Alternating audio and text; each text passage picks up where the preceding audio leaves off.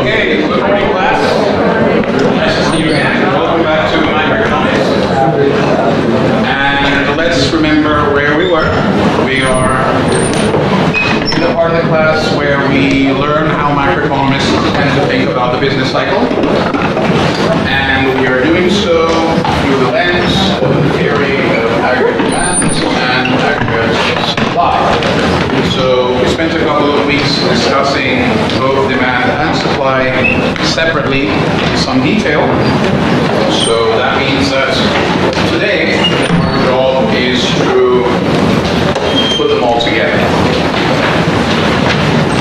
So to remind ourselves of where we were, we're working using this theory in this sphere, which represents how price level and real GDP are related from the perspective of supply. We started off by talking about supply, and we had this idea that the relationship between the price level and real GDP supply depends on the time frame we have in mind. We had this line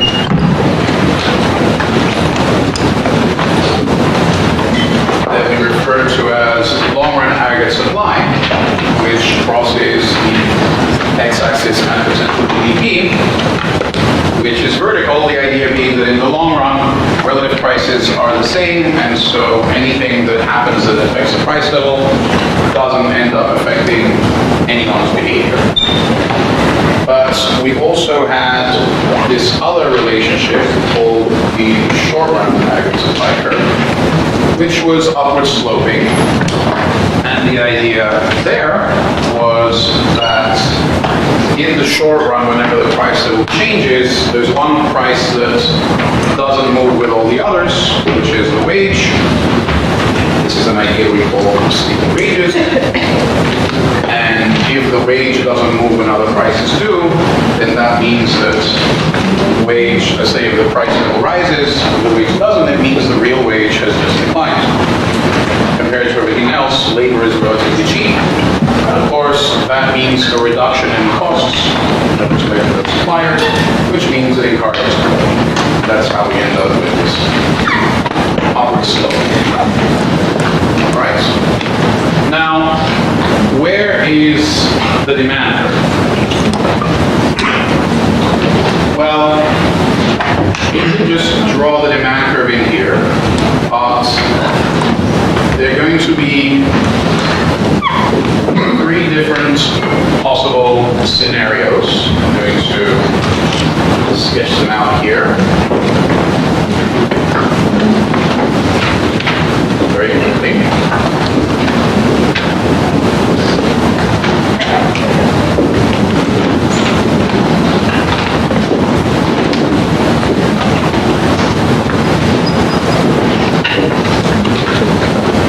First of all, we need to remind ourselves of what the shape of the demand curve is. And of course, the aggregate demand curve slopes downwards. Why does it slope downwards? Originally, we discussed that it slopes downwards because when you raise prices, you are reducing the real value of any wealth that anyone may have. Because of sticky wages, you can also be reducing the real income of the people, and so they can afford less, hence higher price level and less spending. And last class we came across a second reason why the aggregate demand curve might slope downwards, which was because when you raise the domestic price level, you're making stuff made here look expensive relative to stuff made abroad, which means two things. One, well, you might prefer to buy foreign alternatives since they're relatively cheap. Two, foreigners may prefer to buy their own stuff rather than buying exports from the US. In either case, you have net exports going down. So that's the second reason why the demand curve might slow down. But the question is, where is it relative to the supply curves. So, as I've suggested by drawing this out, there are going to be three possibilities. One is the demand curve might coincide with both the supply curves.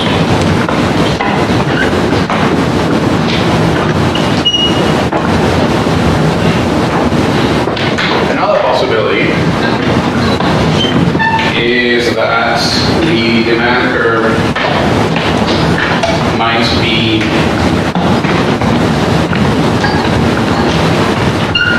over here, crossing the supply curve somewhere off to the left of potential GDP. And the other possibility is that the demand curve might cross the supply curve somewhere off to the right of potential GDP. So let's keep up those three possibilities to start with.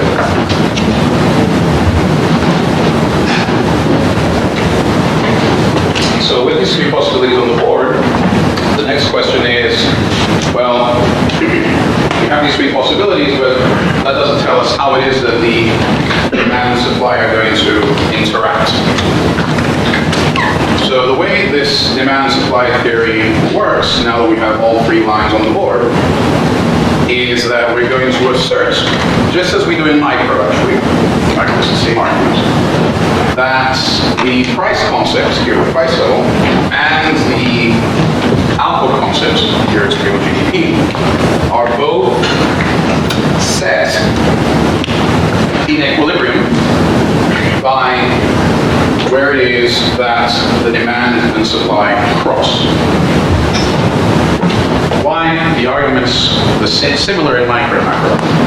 In the case of macro, if the price level is too high, well, we have some goods that are produced but unable to be sold because the price is too high and no one wants to buy them. So you're making losses on the production of those unsold inputs. So you might as well try and sell them at a lower price. If the price is too high, their price is down. If the price level is below where they cross, then you have the opposite. You have greater demand and supply. That means you could sell the same goods at a higher price and still find someone willing to buy it. So again, you have prices pushing you up if they're too low. But we have to be careful about which is the supply curve that we're talking about when we're talking about macroeconomic equilibrium. And of course, the name suggests that since we're talking about prices being determined in the here and now, that means that the supply curve that we're talking about which is the one that determines actual prices and quantity exchange, is the short run. In other words, we're going to assert that prices and quantities are determined by where it is that short run aggregate supply crosses the demand curve. In this case, we don't have to worry about it because, of course, they all coincide. So we know that the equilibrium price level is determined there. But in this case, just stick with green actually. They cross here. So we're saying that in this case, supply and demand, short run supply and aggregate demand crosses at this point. And so that is the one that determines what is the equilibrium price level and what is equilibrium GDP. And in this case, and short run supply cross over here, so that is the point that's going to determine equilibrium price level and equilibrium GDP. Now, these three situations are going to have names. In this case, all cases, we're going to say that supply equals demand in the short run sense. The prices and the quantities are both determined by the point where they cross. We're going to refer to all of these situations as situations of aggregate equilibrium.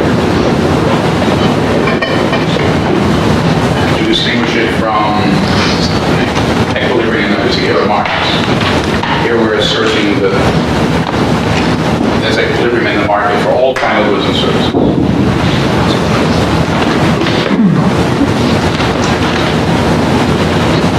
Now the situation in the middle, we have aggregate equilibrium coinciding with the long-run aggregate supply curve. And so this situation we're going to refer to as long-run equilibrium.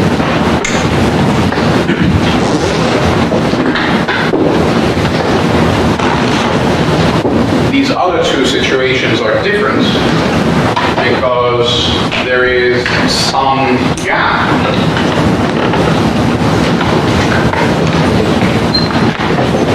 between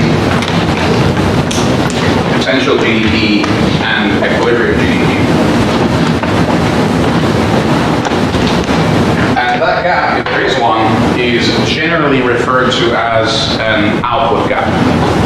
That terminology is important because that terminology has spilled out of economic theory and into the broader world. So if you're reading an article of news about the macroeconomy, about the situation in the economy of any particular country, they may refer to as an output gap. They kind of either assume that their readership is somewhat educated in economics and knows what they're talking about, or they're just not thinking about their audience. But in any case, the output gap is any difference between potential GDP and actual or equilibrium GDP. And in this particular case, where equilibrium GDP is below potential, we're going to refer to this as a recessionary gap.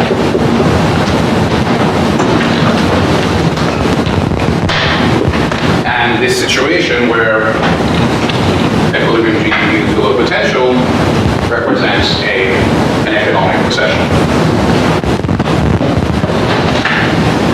What about this case? Here there's also an output gap, but it's to the opposite sign. Equilibrium GDP is actually above potential. And this gap is going to be referred to, for reasons we'll see later, as an inflationary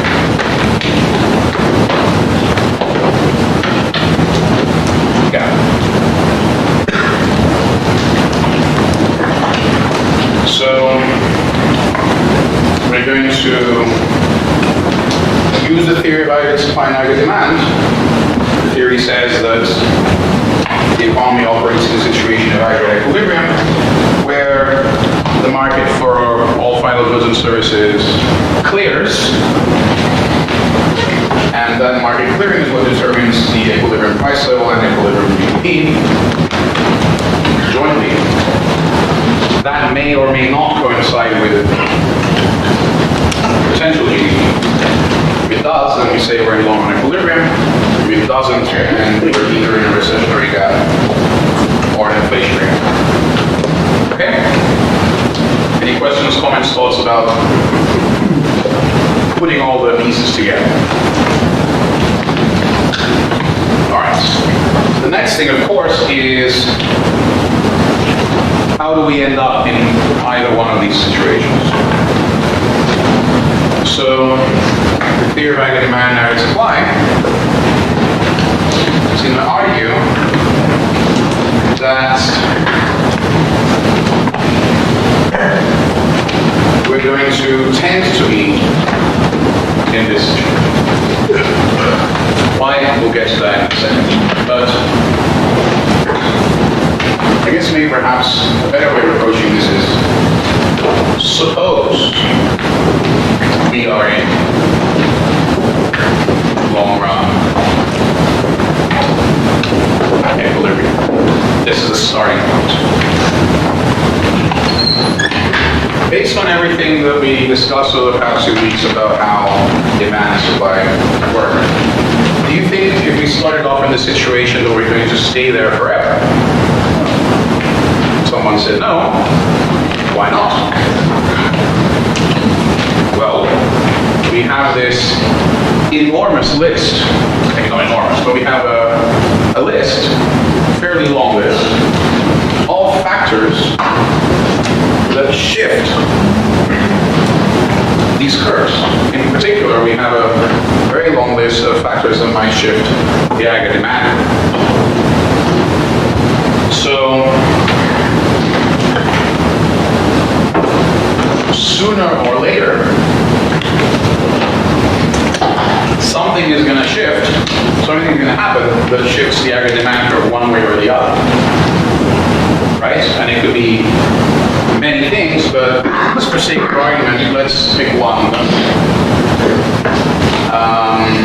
How about one from last class? We discussed that among the various things that make up aggregate demand, there is net exports, and one of the things that determines net exports is income abroad. So this economy was happily sitting in long-run equilibrium, but lo and behold, something went wrong in one of its trading partners, and suddenly income abroad declines. So sooner or later, something is going to happen that shifts the demand curve. Let's take an example. Suddenly, income abroad declines. How is that going to affect this picture? Well, if income abroad declines, it lowers the demand for exports. If it lowers the demand for exports, it decreases aggregate demand. So aggregate demand shifts down or left. And now it's here, which is precisely what? Precisely this recessionary gap. In other words, the way you end up here is because you started there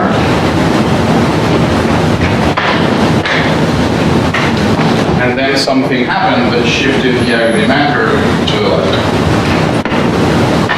And there was no recessionary gap to start with, but then as the demand curve shifted, it opened up the gap.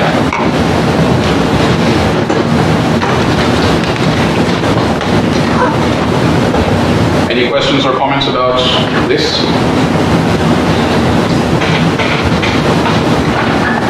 What about the other one? This inflationary gap thing? I'm going to label this so you can see. What about the inflationary gap? Same thing. Suppose you start off in a long-run equilibrium and something happens that moves the demand curve in the other direction. Let's say suddenly income abroad went up. Again, that just being an example of one of the many things that might shift the demand curve to the right. Starting off here in long-run equilibrium, the income abroad goes up, demand for exports increases, and exports rise, demand shifts to the right. So now, if my arm is the demand curve, we're in that situation, the inflationary gap situation. So what happened again is that we started in long-run equilibrium, and then something changed that shifted the demand curve to the right.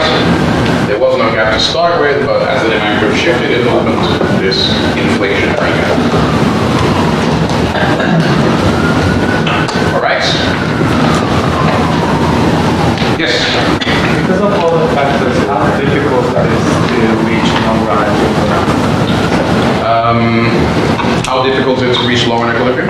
Yeah, because of all the factors. That's what we're going to discuss once we've digested this.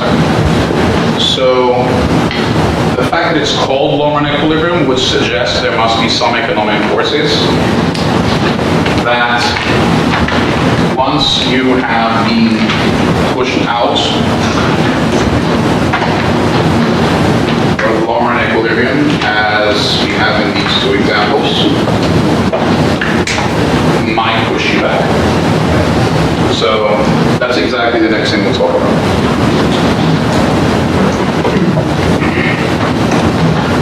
Yes?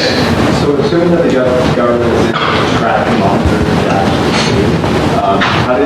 what policies do they implement? So we've hinted at the idea that when a recessionary or inflationary gap develops, the government might want to try and do something to help close it. And we discussed that the way to do that is it turns out that among the list of various factors that affect the demand curve, there are some that the government controls,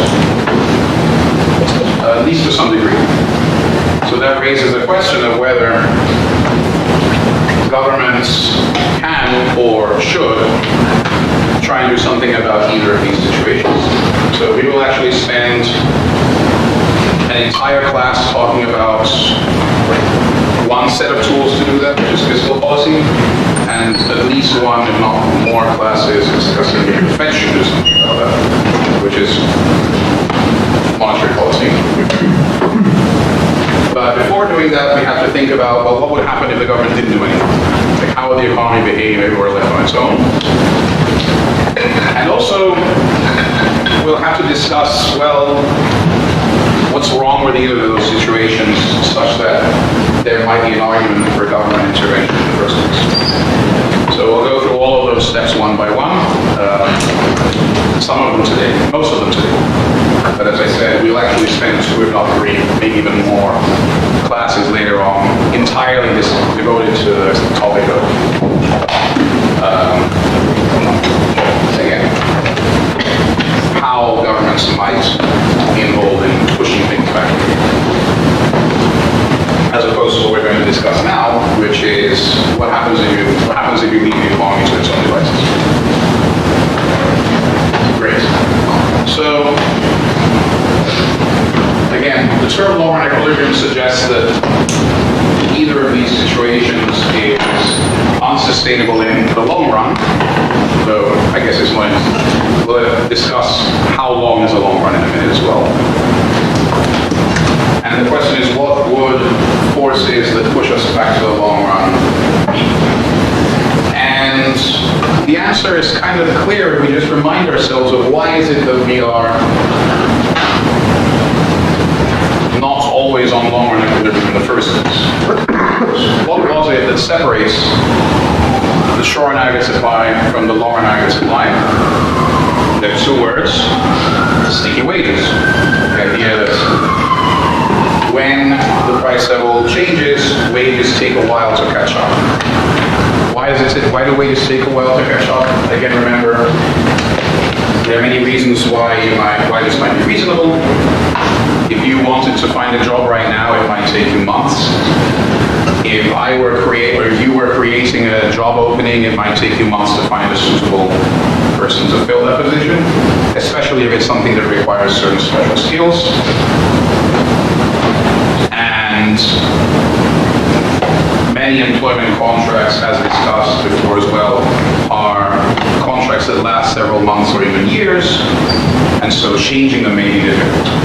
All of this is to say that while some markets for certain products or assets might be thought of as being easily cleared in the sense of, well, the prices are set by demand equals supply, the special features of the labor market mean that it may take a long time before demand is able to adjust to, or before prices are such that demand and supply actually meet.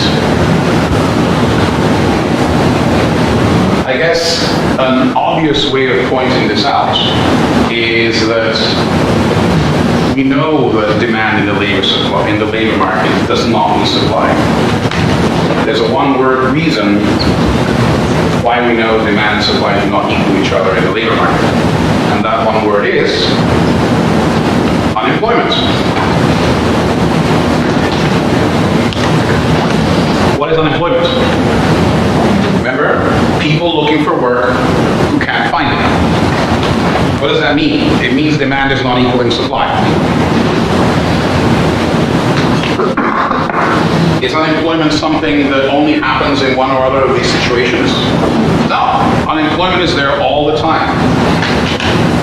On average, even when the economy is in this kind of situation, there's still unemployment. There's a bit of disagreement about exactly what the sort of average number is, but it's probably somewhere around 5% of the workforce being unemployed.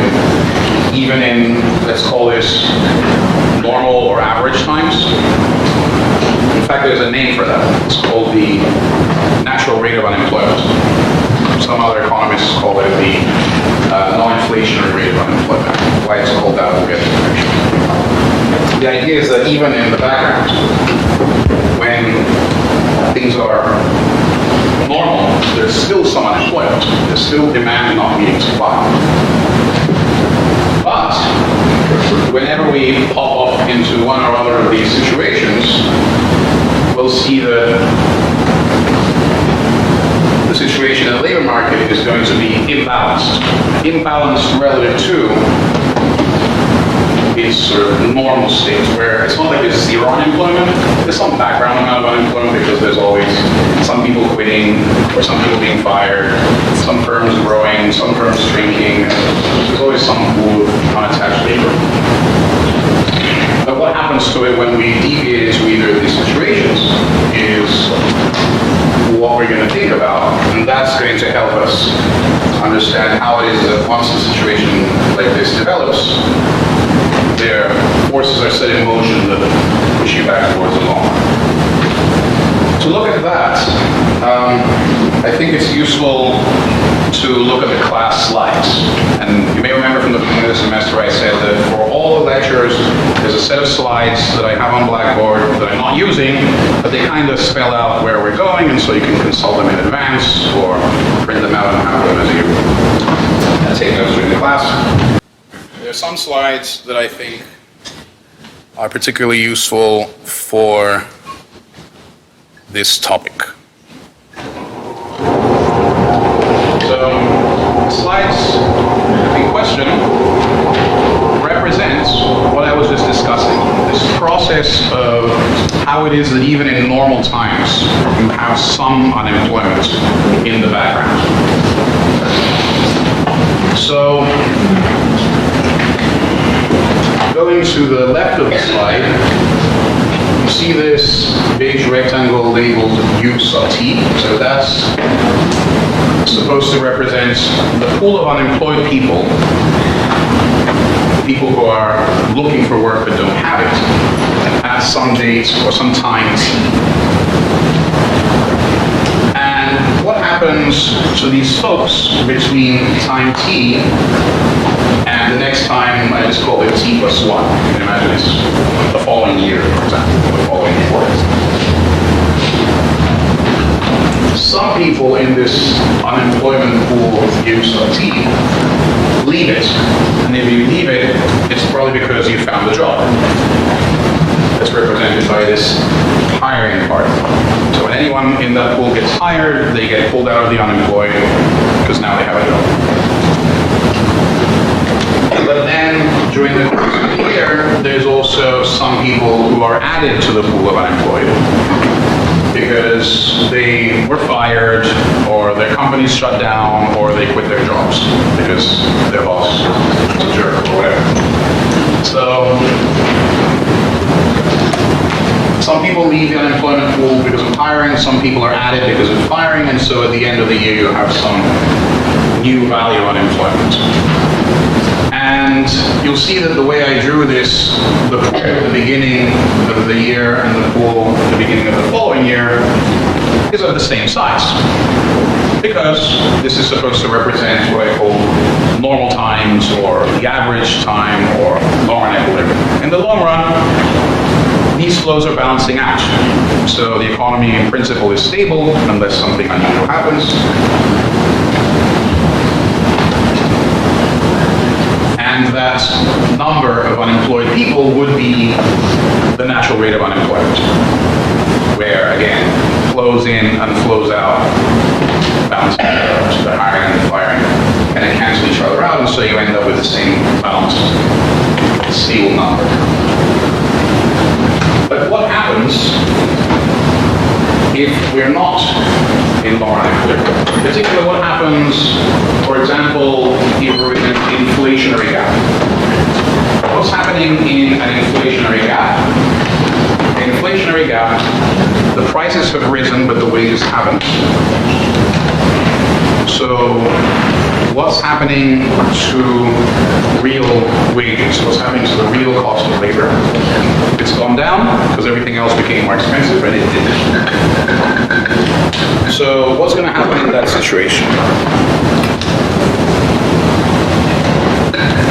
In that situation, the real wage has gone down, or as I put it here, relative to the long run, it's too low. So since labor is cheap, it means costs have gone down, firms are producing more, and they're also, of course, hiring more. So let's start out with our natural rate of unemployment here. Because labor is cheap, firms are hiring more. So that part, that flow out of unemployment is bigger than in normal times. Also, there's going to be less firing. Right? Firms are trying to produce more because aggregate demand is shifted to the right. Prices are up, it encourages production. Costs are low because the wages haven't caught up with the prices yet. And so there's not going to be as much firing. The firms need their workers. And so the unemployment rate at the end is not going to be the sort of long-run average. It will be lower. So the pool of unemployed people will be depleted. And if the pool of unemployed people is depleted, what does that do? That's putting more bargaining power in the hands of these workers.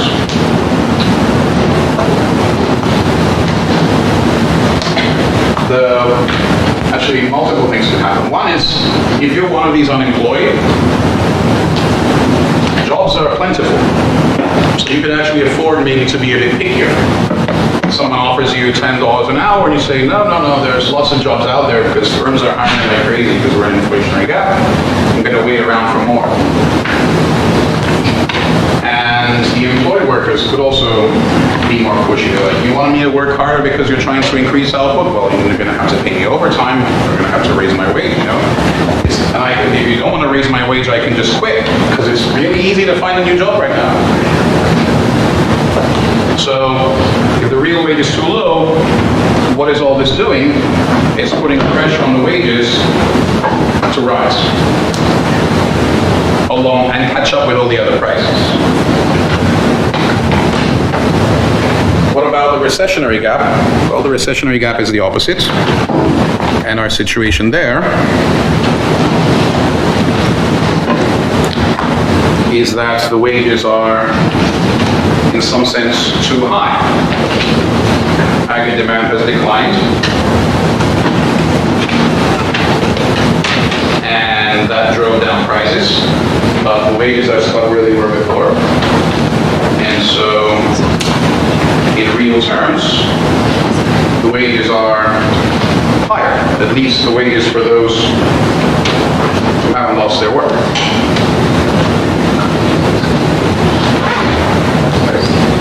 So in this situation, is it a recessionary gap or like? This one is an inflationary gap where the prices have gone up and the wages haven't. So in that sense, the real wage is too low. Now we're moving on to the next one. This is the recessionary gap where demand has declined, and so since prices have declined and wages haven't followed, the real wage is in some sense too high compared to everything else. So now since demand has decreased and labor costs are relatively high, the firms are decreasing production, hiring less intensively or firing more intensively, or even shutting down. So now starting off with our typical number of unemployed people, there isn't as much hiring as usual because the firms don't need as many workers. There's no demand anyway for their output. And similarly, some of those firms may be closing or at least reducing capacity, so there's more firing than usual. And so when the end of the year rolls around, instead you have a larger number of unemployed. And this is doing the opposite from what happened in Inflationary Gap case. Since we have a lot more unemployment than usual, this is weakening the workers' hand in bargaining. There are a lot more unemployed and it's a lot harder to find work. So the unemployed may become less picky about what kinds of jobs they get because they don't have many options. There's not much hiring, and there's a lot of other people with them in unemployment that they're competing with. So there's pressure on wages to go down. Similarly, the people who still are employed might also face downward pressure on their wages because they can see their firms are struggling, and they may be in a position where they're obliged to negotiate for a smaller or a lower wage because the alternative might be to get fired, which would be even worse. So, again, of course, all these forces are always going on in the background, even in normal times, but the point is that when we're in a recessionary gap, they're exacerbated and in the direction of weakening workers' bargaining power and pushing wages down. So the overall point, going back to the board, is that in this situation, prices have risen, the wages have not, but there are pressures on the wages to rise along the prices. In this situation, the prices have dropped, the wages haven't, but there's pressure on the wages to drop and follow the prices. We started with this situation. The prices have risen, and the wages are where they were before, but as discussed, because there's more output here, there's more demand also for the labor that you need to make that output. That's what's slowly making the wages rise, and when wages rise, what changes in this graph? Which line shifts when wages change? The short-run supply. When the wages change, you're changing the costs. In this case, when wages are rising to follow the prices, that means the costs rise. And of course, you may remember from micro, when the costs rise, supply curves are pushed up.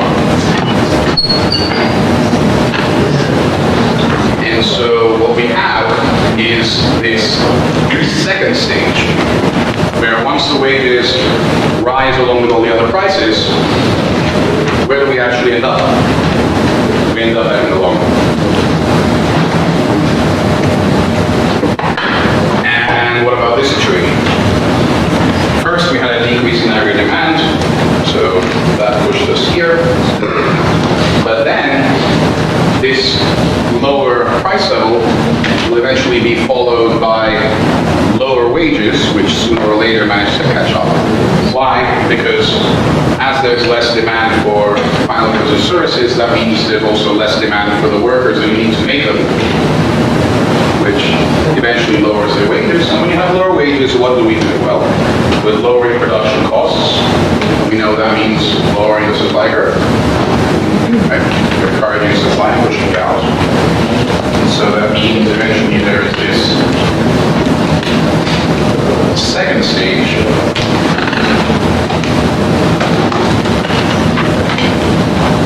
where once the wages catch up with the other prices, we're pushing ourselves to end up back in lower activity. So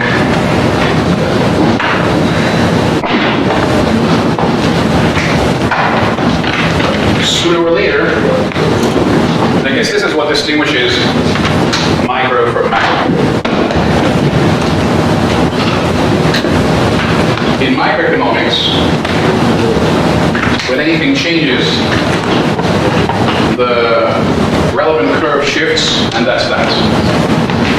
But in macro, what's the issue? The issue is because this is the demand or supply for all final goods and services, when anything changes the demand for GDP, it's also changing the demand for the resources you need to make it. In particular, labor. And that means that because the wages are sticky, you can deviate temporarily from the long-run equilibrium. But when you do that, the change in the price level you induce and in production ultimately induces a similar change in wages. If they both happened at once, then you'd just be jumping up and down the long-run curve. But because of sticky wages, it happens in 2 steps.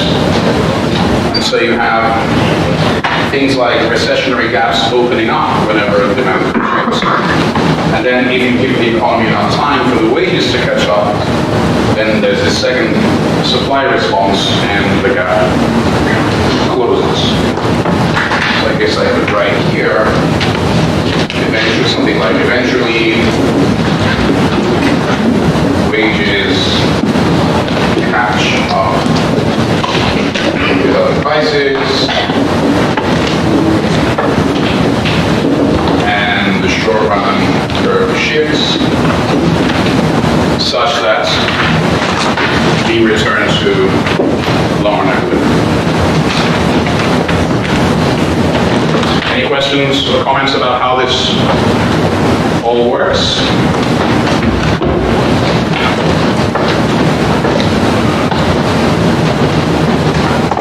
Great. So, what are we going to do with this? First of all, you'd be expected to replicate something like what we discussed for different kinds of shocks. Because remember, this income abroad we could have replaced with all sorts of other things, like maybe suddenly your currency gain value, and then that makes your goods more expensive, so net exports decrease, and you get this first step happening. And then you need to know, well, if the government stays out of it, something will get back to later, and the economy is left alone to its own devices, eventually you get this second step that brings you back to low run. The price level is different, but real GDP is back where it's going to be if nothing had happened. Or any of the other many examples that shift the demand. Another thing we'll discuss eventually is, well, one of the things that economists disagree on is how long does it take between step 1 and step 2. Some, such as we discussed, say, one particular school of economists, or Keynesians. So Keynesians are among those economists who think that the delay between step 1 and step 2 is very long, especially in the case of recessionary gaps. So they think that at any moment, the economy is vulnerable to having some negative demand shock. And remember, we discussed this idea of animal spirits. The idea is that once people start to become pessimistic about the future because there was some demand shock, then their reaction to it makes matters even worse, and makes the demand shock even worse because of animal spirits. Other economists think that the delay between step 1 and step 2 is actually pretty short. The first kind of economist who's worried about prolonged recessionary gaps is the kind of economist who might be particularly interested in having the government do something about the situation like this. And that's why eventually we'll get to a discussion of, well, what can governments do about this? Well, why should governments do anything about the recessionary gap? I guess the downsides of this kind of situation are pretty clear. we know aggregate income is low, so we know that on average people oversolve. And we saw from the slide that in a situation like this, there's a lot more unemployed people. There are still some employed people, and the employed people have higher real wages, but they're more vulnerable to being kicked out and becoming unemployed, so they're not happy. So the downsides of a situation like this are pretty clear, and thus, I guess, the argument for why government intervention in this situation might be useful.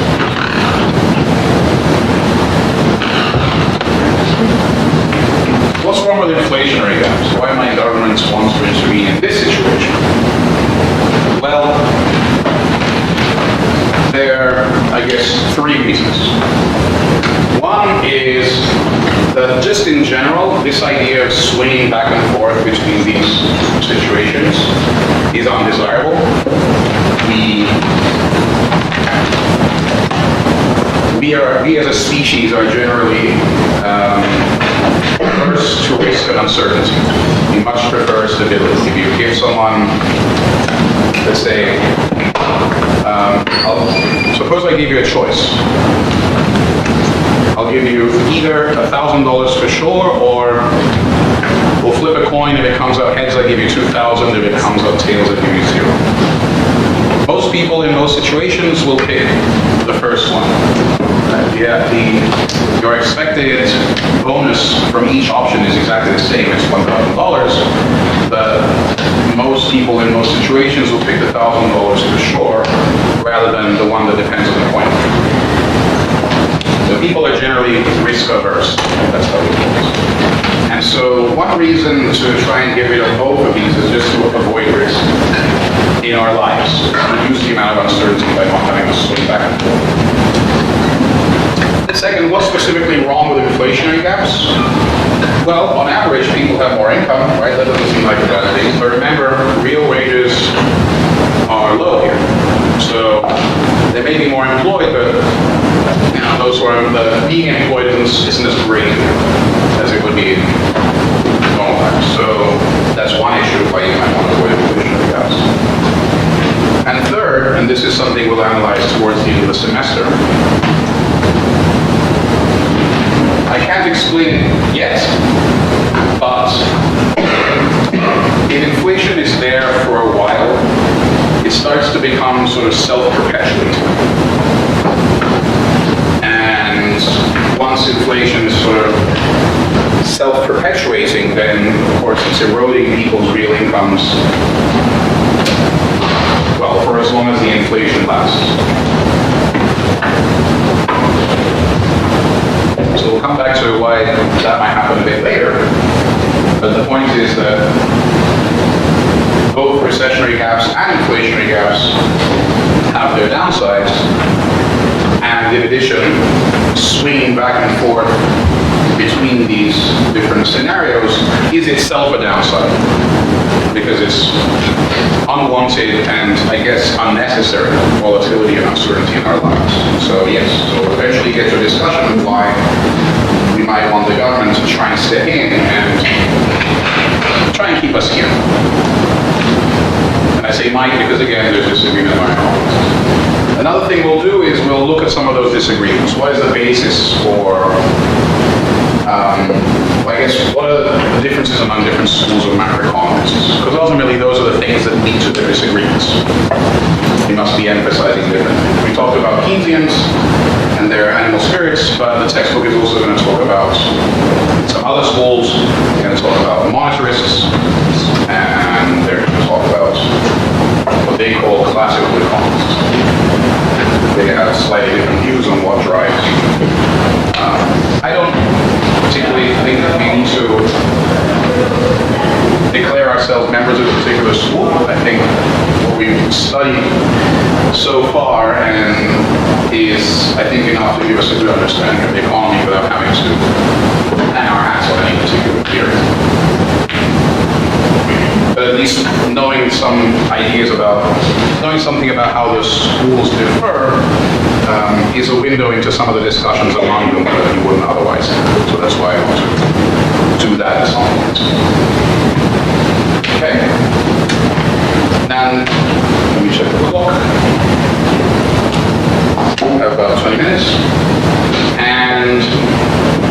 definitely want to do, of course, is, and we can do this now, is that we were talking about this theory of aggregate demand and aggregate supply because it's a theory that macroeconomists typically use to think about the business cycle. So to wrap up the discussion, I think the best thing to do is to now look at some business cycles in the data and see how they relate to what we're talking about here. So here is the GDP per capita of Mexico. There are two lines on this, in this figure. There is the thick line which represents real GDP per capita in Mexico. And then there is this dotted line, which is kind of a trend line, through which, trend line drawn through their real GDP per capita. And so as discussed before, we can think of this trend line as representing potential GDP, and then the actual may or may not coincide with it. If you look here at the beginning in 1990, the two lines aren't very different, so we could just say, well, there doesn't seem to be much action here as far as the business cycle is concerned. But then here we go to 1995. Whoop. We have a sharp deviation below potential GDP. And so what are we going to call that? According to our theory, that would be the opening of a recessionary gap. What is it followed by? It's followed by the recovery, the closing of the recessionary gap, for one reason or another. For example, according to this theory, it might have been because, well, aggregate demand decreased for some reason, and sooner or later, the wages dropped to meet the lower prices, and once they did, well, the economy recovered. And actually it overshot. Here we have the opening of an inflationary gap. And then that faded away. Then here's a little inflationary gap, but then whoops, something comes along and we have another recession. And then it recovers. The inflationary gap opens, and then we have another recessionary gap. Well, we know what this one was. That's 2020. That's COVID. Yeah. So were there be like a permanent drop? A what? Permanent drop? So if there were a, well, you can see it's recovering. We don't have the data for 2022 yet. I think anecdotally it seems like the globe has recovered at least somewhat from that shock.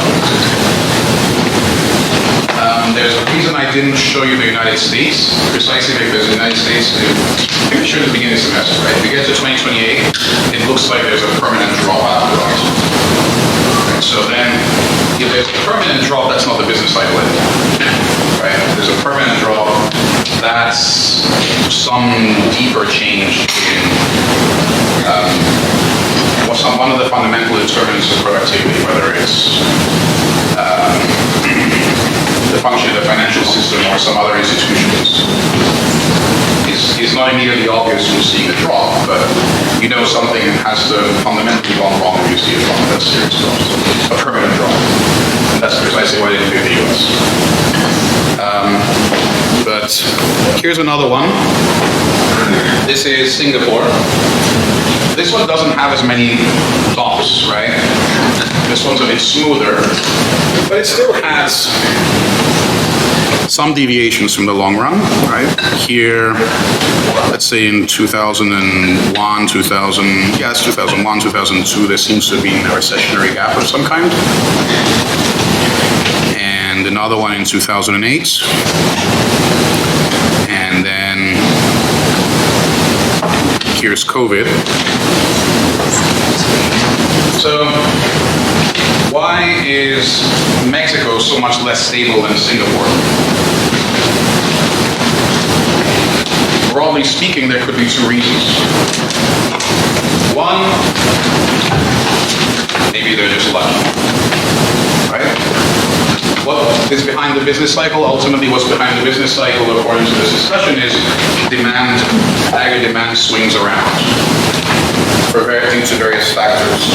And, well, maybe some countries are just luckier than others. Or maybe some countries are just exposed to shocks more than others. For example, well, I guess we don't need to go into example. Oh, actually, I can think of one example when it comes to Mexico. Mexico is very open to trade with the United States. That means it's very vulnerable to any shocks that come from the United States. If Singapore is better diversified, then they're less vulnerable to shocks from any particular source. Another possibility is that it's not luck. As discussed, to some extent, governments may have a role in dealing with inflation or recessionary gaps. Maybe the Singaporean government does a better job of managing the shocks that it experiences than Mexico. You can't tell which it is by just looking at the data though, but what this does do is motivate our discussion, possibly on Wednesday, about how is it that governments might manage any shocks that their economies experience. A last thing that we're going to do is notice that we kind of assumed that the shocks that hit this economy come from the demand side, whether it's a negative shock or a positive shock. And then the supply plays a secondary role, well, secondary in the sense that it comes second, in closing any output gaps that might develop. And you might say, well, Professor Samaniego, does that mean that it's not possible for shocks to come from the supply side? The answer is, it is possible for there to be supply side shocks, but they're not central to how this theory works for several reasons. One is because, remember I said that there are different schools of economists? Their disagreements generally don't hinge on anything to do with the supply. They're more, except for how quickly does this second stage occur. The disagreements are mainly about what are the kinds of shocks that are most dangerous for making us swing out of overnight activity. And the second is, we don't generally think of supply shocks as being things that happen very often. But we're so lucky that we're in the middle of some, I guess, economic developments where supply shocks probably are playing an important role. And so eventually, in a few weeks, we will deal with the possibility of shocks coming from the supply side head on. Until then, we'll just assume that for the most part, the business cycle works the way we described it. First, there's a demand movement, and then sooner or later, there's a supply movement that kind of cancels out its impact on aggregates. All right?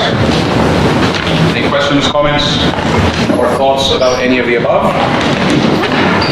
If not, please cruise on over to our usual Exequus websites and enter this again.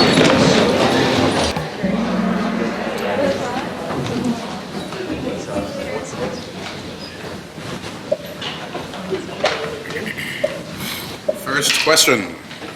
One reason the aggregate demand slopes down is because a higher price level means which of these?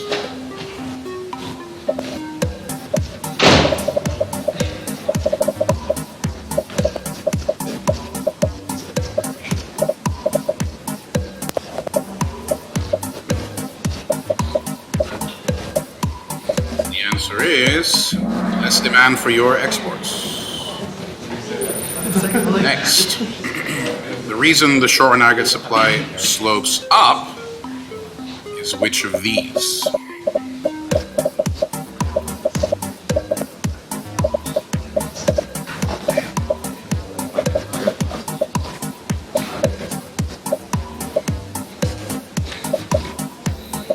course, the answer is sticky wages.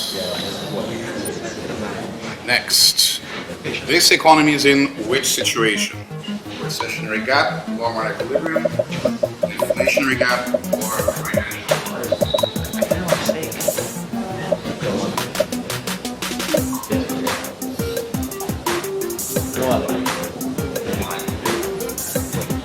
And the answer is, of course, this is long-run equilibrium. Next, what situation is this economy in? Same options, different figure.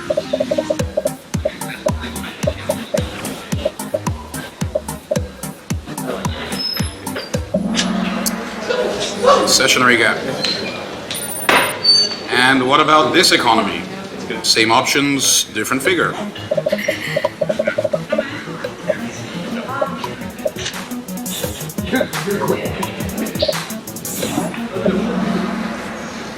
Very good.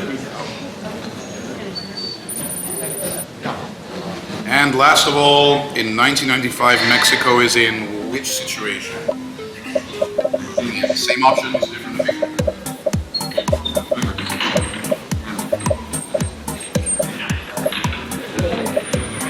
The answer is recessionary gap. All right, let's see how we did. Stella is third, good job. Second is Sarah, very good. And first is Caitlin. All right, Caitlin, feel free to come to the front and I'll have something for you. Everyone else, nice work. Nice to see you. Look forward to seeing you on Wednesday, if not in office hours.